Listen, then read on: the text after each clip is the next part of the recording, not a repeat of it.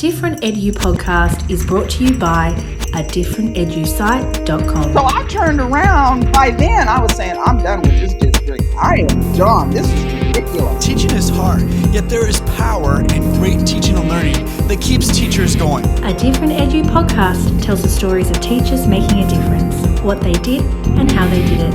Hosted by teacher and author Bill Manchester. But the woman was on my case the entire year. You know, and it wasn't my first rodeo of teaching. I had been teaching like 3 years. So I had years under my belt. And, you know, every time I turned around, I was being called in by the principal and all this kind of stuff because this woman was all upset. This is Kim Rhodes. At this time, she was a fifth grade teacher in a suburban school district.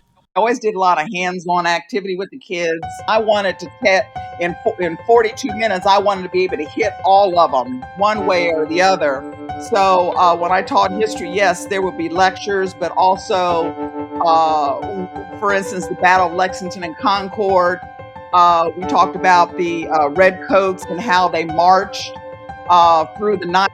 So I had all 25 kids get out into the hallway, and we were smacked together like 3 or 4 in a row. I taught them the goose step. They had the goose step like the Redcoats all around the building, down the stairs, synchronized and everything. And I remember one girl coming back, and she said, "Oh my gosh, Mrs. Rose, that's wonderful for a thigh workout." The criticism Kim was receiving had nothing to do with what was actually happening in her classroom. Something that you might even want to do is when you have to test them on certain things, let them come in and have an input on their project. You know, I have a series of questions to ask them, and if they could answer them right off the top of their heads and things like that, I would say, marvelous. Now, what grade do you think, or what percentage do you think you deserve? And they would tell me, and they always graded themselves low. And I would say, well, I disagree. And then they'd look, and I would say, I think instead of it being an 88, like you said, I think it's a 95. So let's compromise. And then, you know, there you go. Kim was allowing students to have ownership of their learning in a way that many of them had never experienced before. A lot of them said that they've never, other than me, had a teacher allow them to have input into their own work. Kim was teaching not only what she knew, but also what she had experienced. The secret, Bill, was I taught not only from the book, but I taught from personal experience, particularly as when we got into closer, serious issues after the foundation of the United States. And I taught it from the view of a woman. So it was a very well-rounded education. And while Kim had strong confidence in her teaching, she was also humble enough to know that she didn't always have all of the answers. And I had a professor who said, be honest. Don't go in there and try to think that you are the master of everything, because you're human and you don't know. And it's okay to tell kids, I don't know. Even my own subject that I taught for 30 years, American history, there were things I didn't know when kids would ask.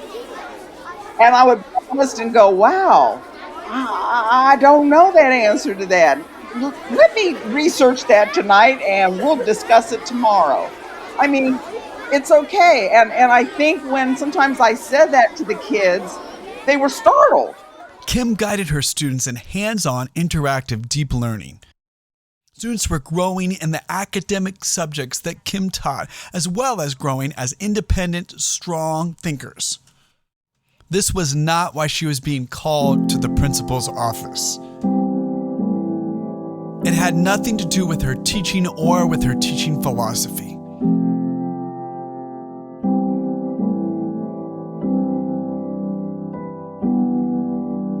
Definitely, there was a mother, opening day, you know, in elementary, how the teachers stand at the door and all this kind of stuff and welcome the kids.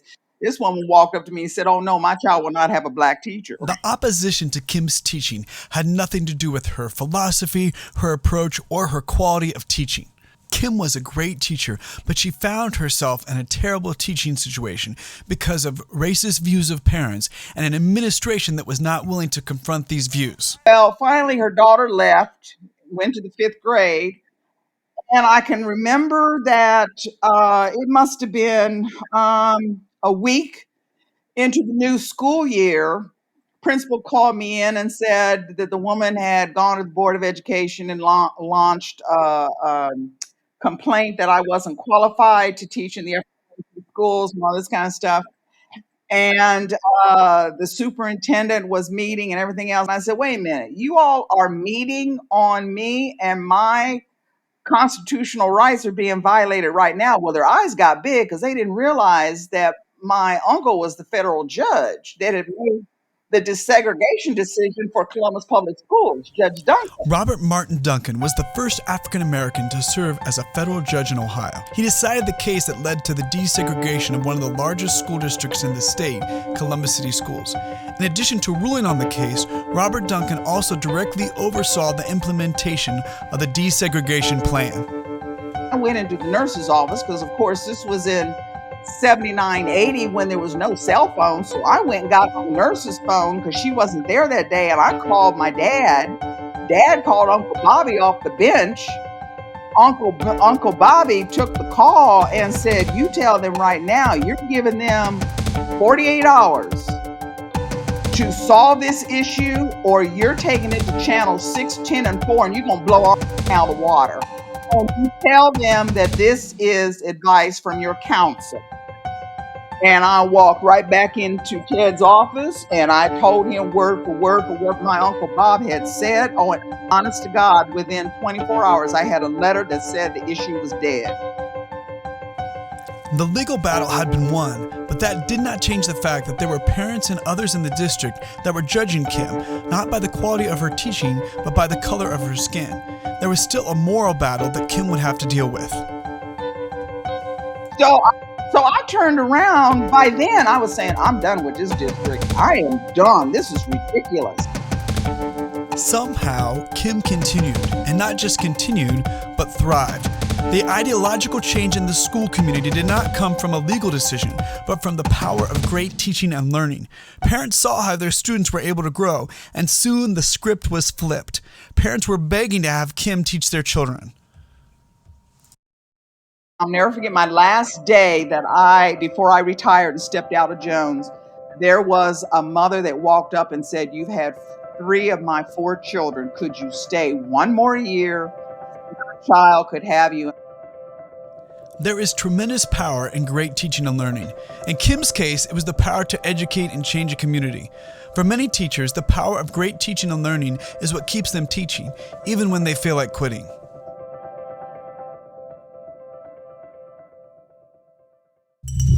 How have you seen the power of learning transform students' lives and communities?